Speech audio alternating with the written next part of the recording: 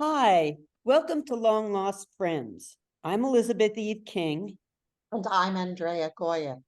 Today, we are really delighted to be once again talking to Fran Eisemann. She's the editor of Cosmic Roots and Eldritch Shores, which is an online magazine of science fiction, fantasy, myth, legend, fairy tales, and eldritch stories. It contains poems, art, articles, interviews, and podcasts from around the world and through time. She's also animal rights and an environmental activist. Welcome, Fran. Welcome. Hi, thank you for having me on. I want to say that even though I support environmental things, I haven't been an activist in the way I would say I would categorize an activist. I haven't gone out and I haven't gone out with signs or laid down across the road since for decades. I love that. I love that. But you did at some point. So yeah, that was for actually one of the nuclear reactors. What was that one? Oh, amazing. Yeah. That's amazing. So I'm glad you clarified that so that we all know that you are an activist inside and fighting the cause, but not maybe on the outside. And now we want to talk to you next about your pets. Can you tell us about your pets? Okay. Yeah, there's the ones in my house are the cats, but I can't bring any of the other ones before the camera because they're really outside. Like they're goats and chickens and ducks. Oh, so here I'm going to show you a picture of, because this is such an adorable picture too. This is one of the goats. Yeah, that's Flaxy. There's three of them, and they're Pigoras, which means they're a combination of pygmy goat and Angora. Oh, how cute. They're very fluffy, and they actually have fiber. You shear them, and they make a very high quality yarn. Do you spin? Do you make it? I haven't yet. Getting a spinning wheel is like on the list of things to do, but I'm not there yet. But yeah, I want to. Do you sell the yarn to someone who spins it? Or, well, these wool. These guys I just got this year, so I haven't. They're new for this year. So in the long run, I hope to keep it all and make it into yarn. Maybe make it into woven things. I used to weave giant wall hangings, but I guess with these guys I would weave maybe clothing or scarves or something. But that's they are adorable, and I can't help but think of you being like one of the fates, taking all this and weaving it into stories or something. Well, I hope I weave good things with it. Positive fates. You also have chickens. Yeah. Yeah. I think this is a rooster. His name is Red, very creatively named Red. Red. Yeah, and he's on one of the big here in Northwest Washington. There's a lot of moss, and it grows up on the big leaf maples. And actually in the fall, those big leaf maples get when the rains start, ferns sprout on their trunks. They come out in the fall with the rain, and it's a different it's very nice. It's beautiful. It's kind of magic looking. Very magical. Very magical. So thanks for showing us your pets. Now, some of your pets. Yeah. Some of them. Yeah, thank you for letting them be shown. They're really sweet, and the goats they're really sweet little guys. They're tiny. So cute. They're really so cute. I had pygmy goats growing up, but those are really cute. The Pigoras. Yeah. I brush them every day. I bet you have to. Yeah. Oh, look at that face. Look at that face. It's just adorable. That's Flaxy. Nice. That's Flaxy. So So- we also wanted to ask you, I'm gonna keep Flaxy up because Flaxy's so adorable. It's really But cute. we wanted to ask, I know you do a program called Ask the Editors, and perhaps you could tell us about that. Okay, that was created actually by Morris Allen of Metaphorosis magazine. And he also is the person who started a general editors group where we discuss a whole lot of different topics. And he proposed something where writers could ask all the editors in the group who wanted to participate, just come on once a month with a Zoom meeting and ask them any questions that they wanted to ask editors, but never could, because writers can't just randomly write to an editor and say, yeah, well, what do you think about this kind of story? So this was really a good idea. Again, publicity has been a problem because not enough people, I guess, have seen that this exists. But we've done this the first Saturday of every month, and you just sign up for whichever one you want. You can sign up for all of them. And where does someone go to sign up and learn about it? I don't know. Did I put a link on the? I can believe find that. we Is it- have we through have an science industry. We fiction? do have a link below. Yeah, Okay, so right. you can go for that. And it's small, but yeah, people have been able to learn some things. I think really beginning writers have mostly have been involved mostly because there's just all these questions and things like they just don't know, what does this mean, or what do you really want, or what are the basic things you're looking for? Like we always have to tell them, read the submission. Oh, for some people that's something they never will have thought of, is To read the submission guidelines? We froze for a second, so Really? They didn't think to read the submission guidelines? That seems kind of obvious. to me. No, no, for some people, there's places where magazines are listed and when their open submissions period is, and okay, they take science fiction and fantasy, great, I'll submit to them. And they may have never read the submissions guidelines. They may have never read a single story from that magazine. So like that's one thing right there that's gonna count against their chances of getting published. And they may have a good story, but it's not for this particular magazine.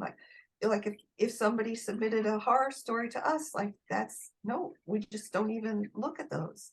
So yeah, people have a lot of basic things that they don't all think of. Yeah. And length of story is another thing. I mean, some people have these huge long things, or they have things that, well, this is in the same universe as the other stories I've written, but in fact, it's not a standalone story. If you don't know what's going on with their universe, it's a meaningless story. So you have to have a standalone story. So that sounds like some of the basic things. Yeah, so there are people at all levels. That's amazing. I mean, you're talking about publicity. I've never heard of that before we talked. So I think, I mean, it's something that I think a lot of people haven't heard about. Sounds amazing. A lot of people would like. I mean, yeah, for sure. A lot of people want a chance to ask editors, what are you looking for? What's tips or whatever? And I'm also surprised at just some of the things you mentioned, because I think that's kind of, of course, you look at the market and you need a standalone story, but if people don't recognize that, that's really good information. Yeah, they can't, some people who have a chance of becoming like really accomplished writers may never get there because they're just approaching it wrong. Good point. And then there's little tricks about like, well, how to go over your story and how to edit it and how to look at it before you send it in, so that Well, you and have that, a chance with it. I was going to say, and that's a really nice segue actually into the other thing we wanted to talk to you about, which is the critique group, which kind of naturally helps you do that too, right? Oh You have a yeah. critique group. Can you Oh, tell us about that? Well, there are a number of critique groups online, or sometimes there's writer circles in that people actually meet with. But this is a really critters.org. Critters, CRITTERS. And we'll which have the link kind of a below. play on people who do critiquing. But that's been around for decades now, I think, and it was started by Andrew Burt, and he's really good because he sets these parameters so you learn. The writers who participate have to critique a number of stories, and then they get theirs up in the queue to get critiqued in turn. And the thing is that when writers look at other people's work and have to follow certain basic rules, like, how you critique in a positive way, and not a way that flames the story or comes off snarky. They learn so much from it over time, and they become better writers. So it works in a complete cycle. And occasionally he's gotten a few like really high level professional writers to participate to a certain extent too, just to, I guess, pay it forward or whatever. Oh, he also has a whole section where he republishes old books. That was called Reanimus Press. But so he's doing a lot of things, but it's really good group. It's where if people want to learn more and get feedback on their stories, that's a great place to go. It's a great place to learn. That's a great. I always suggest that, and actually for our first readers for our stories, I always like, if they're going to participate, I say one of the things you need to do is read the guidelines in Critters for how to critique a story, and if you're willing to do that and you follow these things, then you can be part of our readers. That's one of the qualifications. So they're good. Anybody? Yeah, I mean, I think that having that resource is so important. And a lot of times, until you develop your own group, you don't even know where to turn to start to look for that kind of help. Because I agree with you so much that a huge part of becoming a better writer is learning how to look at other people's stuff with kindness and grace and all of that, but also help them figure out what doesn't work for you, and you'll see it in your own work. You go, oh, I just taught myself how to do something. So I think it's amazing. That sounds like an amazing group. It's a very good group, because also, I mean, sometimes like local groups where people actually get together end up with a lot of personality issues. So this is a place that is really set up in a way that keeps things on focused on good stories and good critiquing, and leave out, personal possible politics or interactions. Yeah, it sounds real good. So, I think that's the first time we've actually, you're offering this is the first time we've had someone come on and actually offer something like this that's just available out there for people. So it's such a great resource.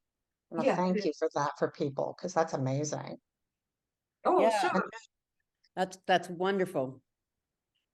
And then I know that the hello, little goats. I know. Yeah, Yeah.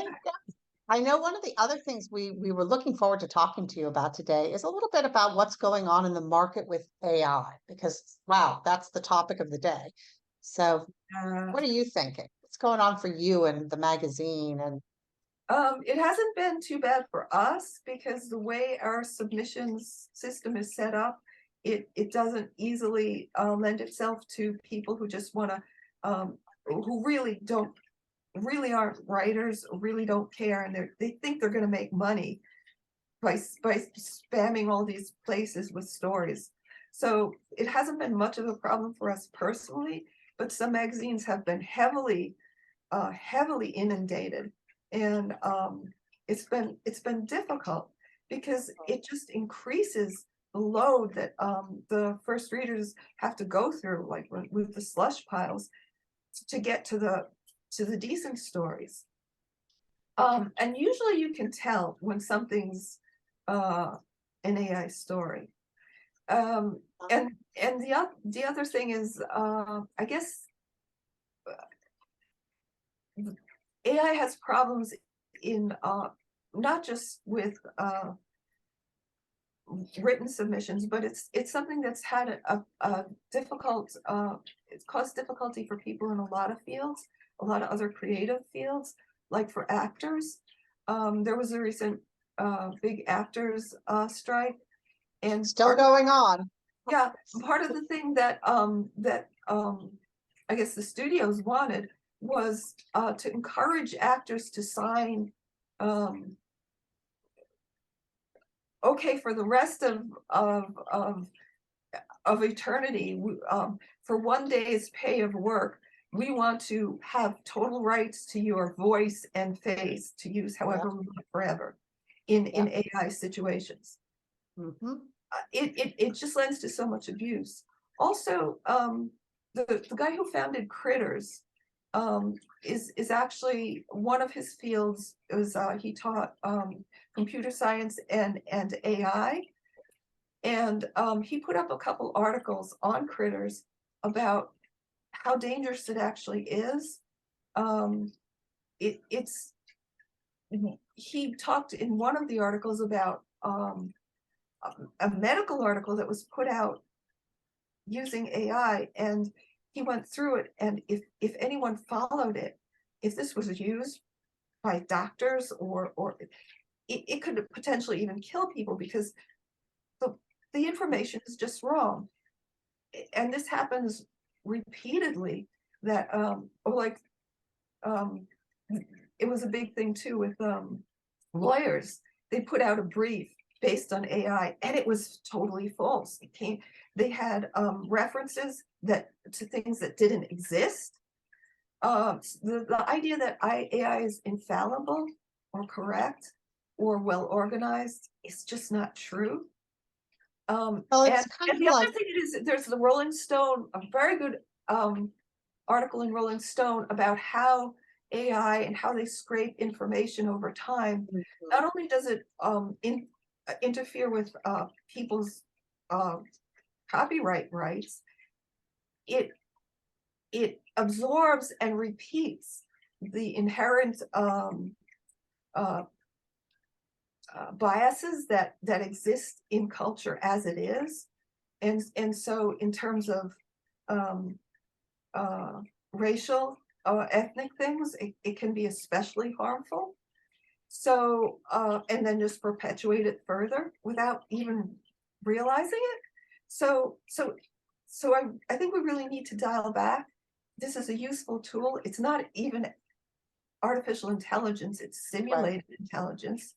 And it needs to be used as a sensible tool, to the extent it really makes sense, not the way it's been booming like crazy. Okay. yeah, I mean, what you're, a good part of what you're talking about is the fact that it isn't artificial intelligence. It's not actually taking things, digesting them, and having a thought. It's simply regurgitating information that has come in. Yeah. However, and it's often wrong, because it's just like you said, Yeah. scooping up everything and just pushing it back out there without a thought, because it doesn't have a thought. Yeah, I've so, seen- which something that computer people should keep in mind, because I mean, there's that thing, GIGO, garbage in, garbage out. Oh, yes. Yeah. Yeah, and I do know there have been, that racial, sexual prejudices in our culture can get magnified or taken even as fact. And I know that's also been a problem with science articles. A number of people were actually crediting AI as their co-authors, co-researchers. And I know there's been a lot of discussion about that.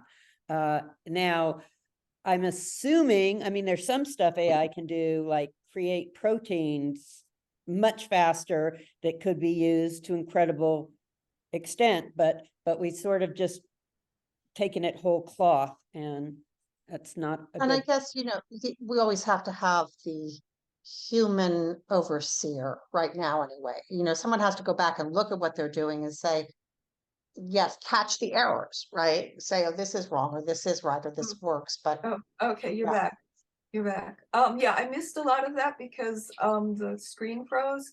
Uh, But yeah, I think it can be used, but it can't be left unchecked, because even with this thing of creating proteins, I mean, since it makes mistakes in all these other fields with creating references and data that isn't real, so we have to be really careful. It's like whatever they do, whatever it does, we have to have a clearer way of making sure that it is correct. I don't think we have the algorithms to really check that yet. we don't. But I think, yeah, it's absolutely what has to happen. But it's weird because in a way that just kind of bleeds into all of social media. The fact Yeah. that people see something and just take it at face value and believe it. I mean, it's kind of where we're kind of not a nice reflection, but it's kind of a reflection of society as a whole right now. Yeah, and it's a huge problem because somebody can claim something totally false and very damaging. They can do it easily and it gets spread easily, but to Yeah. correct that takes a huge amount of effort. Yeah, it's crazy. Crazy. Yeah, and I know it's like almost every place I read something and it's, still there's that instant reaction of taking it as truth and then realizing I really better check if this is true. And often it's so hard to find out if it's true or not. You just go to get another opinion and another opinion. And even with science, it's like, what is true? Yeah, yeah. And some people like to use Wikipedia as a basis, but in fact, there are people on Wikipedia with very strong agendas of their own that warp the information in very dangerous ways. Yeah, can't you just go on Wikipedia and I've never done it, but actually add stuff to an article so you could make your own truth on Wikipedia. Well, You- there's a story I heard where there was a professor who didn't want students to just use Wikipedia. So right before an exam, he would go into Wikipedia, change the entries for whatever it was he was testing on, so that he could tell if the student was just doing that. Very good. Wow.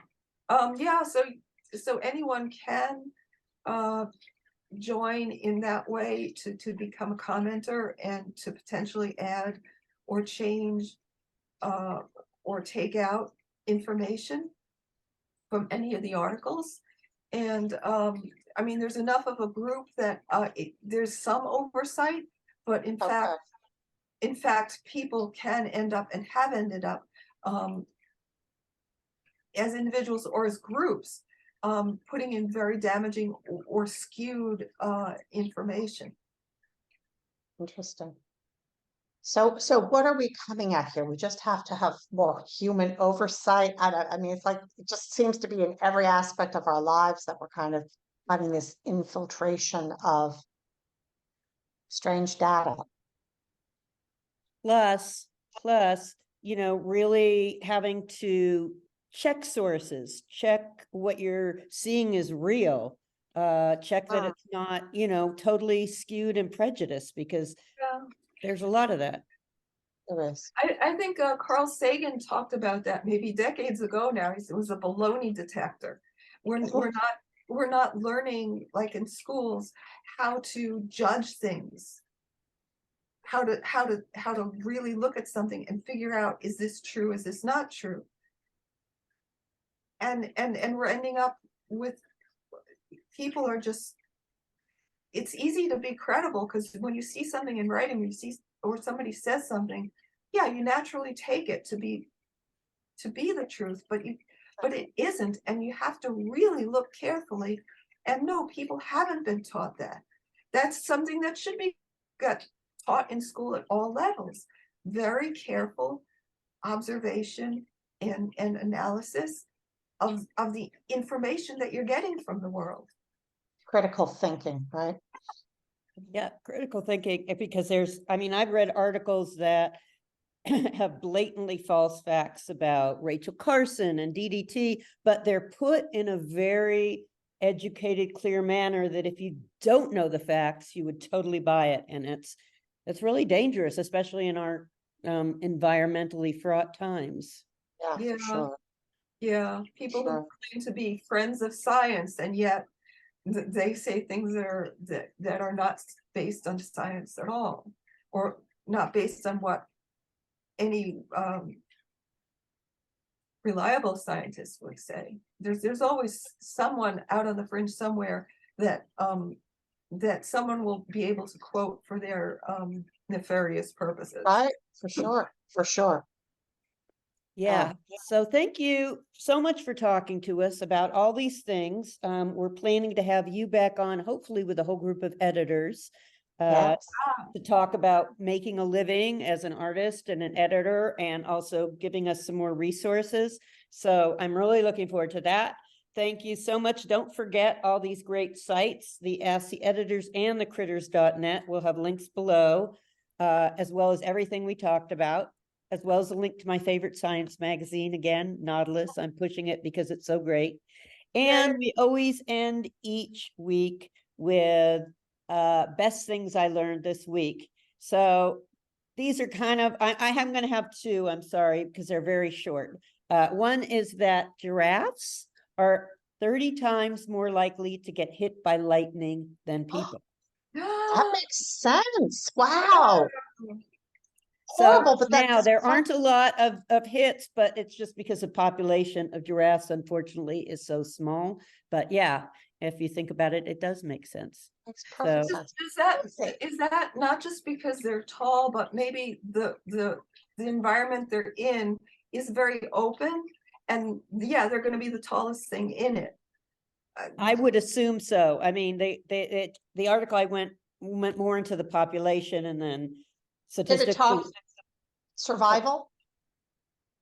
Do they survive? Oh, well, there've only been about 5 well-documented fatal strikes between 96 and 2010. So there aren't a lot of deaths, but if you average it out for Yeah, how many people get sick and how percentages many and- people there are, Yeah. it makes it, but yeah, I thought that was interesting. And I have one other fact that I thought was interesting and also really I have good. to add something to that Oh. before though, because I was at dinner last night with someone and they were talking about crazy things that had happened in their life. And one of them was their brother-in-law was climbing Half Dome and got hit by lightning many years ago. Survived, but sorry, Wow. just the lightning thing just brought it to me. That's all. No, there have been a number of stories, and in fact, I have a couple of books where my hero is struck by lightning, and it supercharges biophotons in his brain, so suddenly he's able to see into other dimensions. I've read that book and it's fabulous. I've read your first novel in but that series. What's the name of that one? Well, it's going through a bit of revision now, because I actually had a publisher who has claimed credit for him and his daughter being co-authors, so I'm in a fight. I wanted to ask you about that, because Well, we that's should a do whole that. other thing, authors' rights. And We yet- should do that off or come back, because I don't, we should Okay, probably do that okay, off. Yeah, you can okay, ask her, okay. We should but just so probably, we but, don't go down, yeah, but but yeah. it's an upsetting thing, and it's a long-term Process. project. I mean, and problem, and yeah, basically So what's your other intellectual good property thing? theft. Yeah, what's your other Sorry. good thing?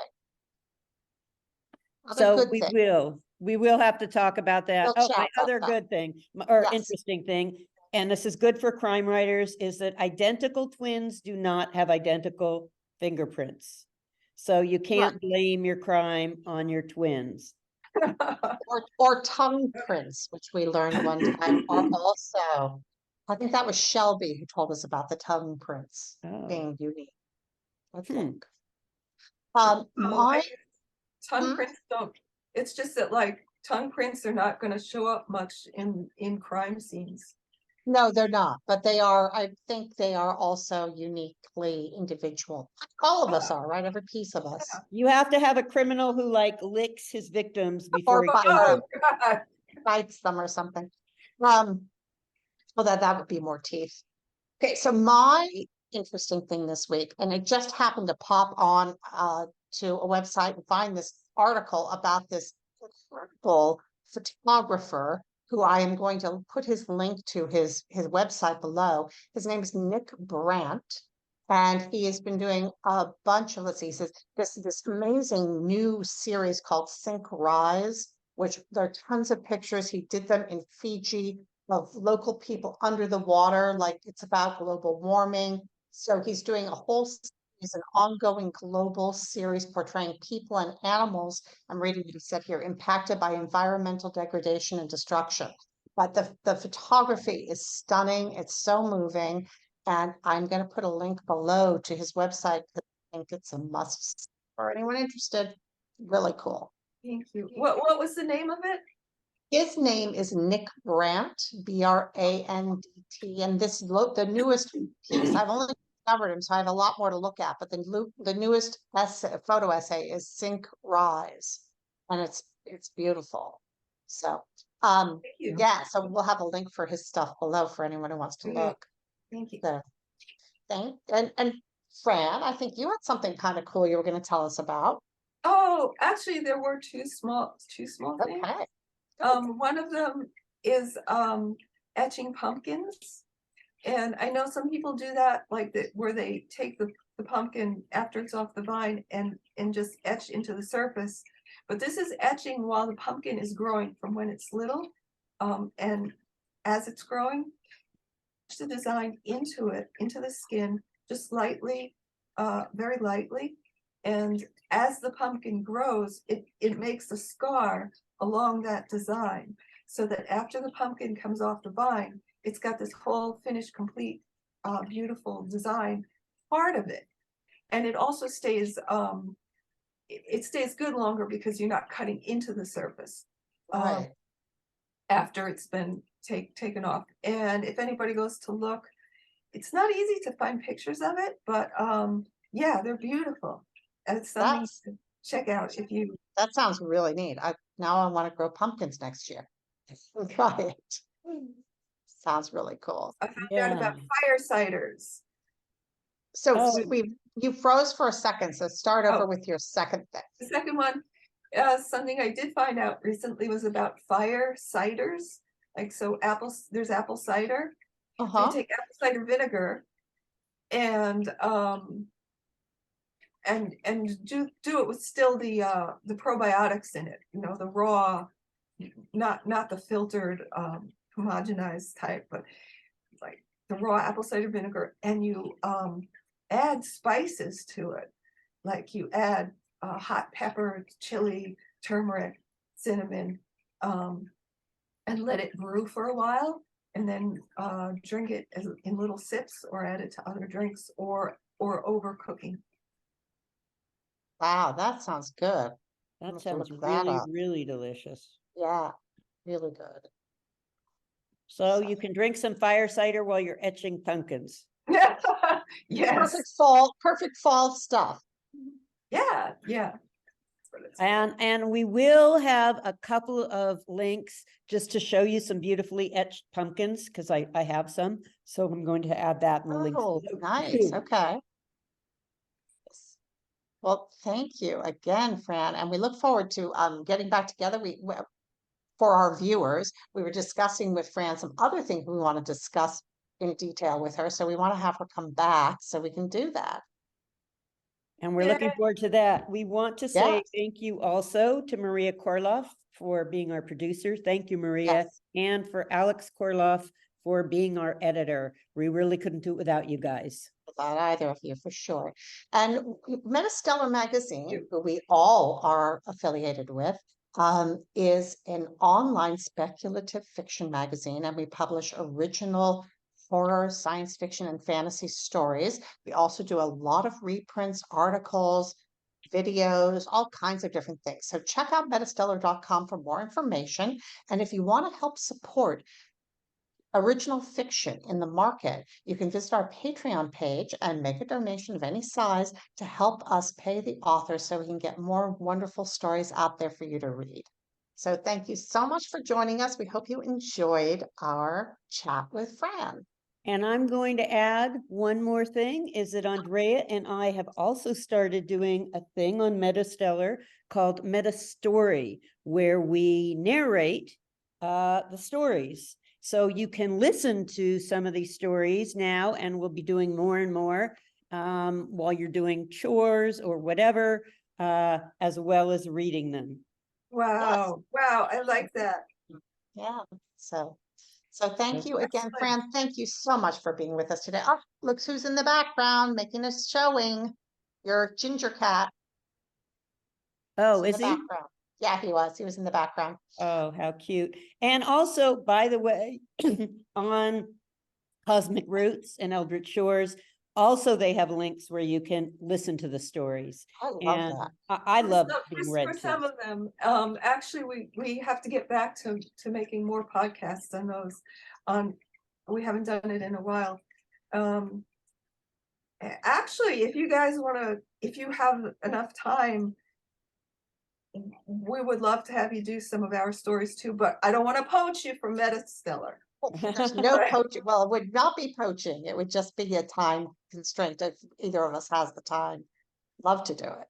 Love So to do it. Yeah. So we can chat about that. So Okay, thank you, Thank you so everyone. much. And we'll Thank see you. you next time. Thanks so much. Bye. Bye. bye. Bye.